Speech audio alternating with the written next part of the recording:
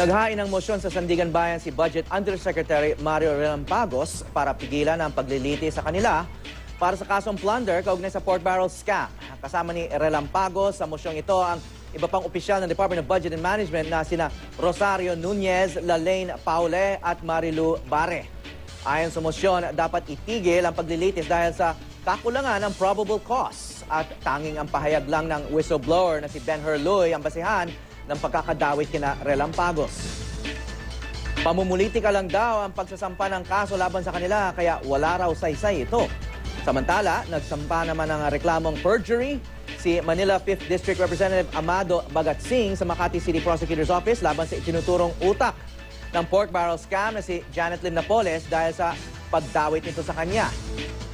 Kine-question niya ang pagdawit sa kanya ni Napoles dahil hindi pa naman daw siya kongresista ng mga panahong sinasabing naganap ang anomalya.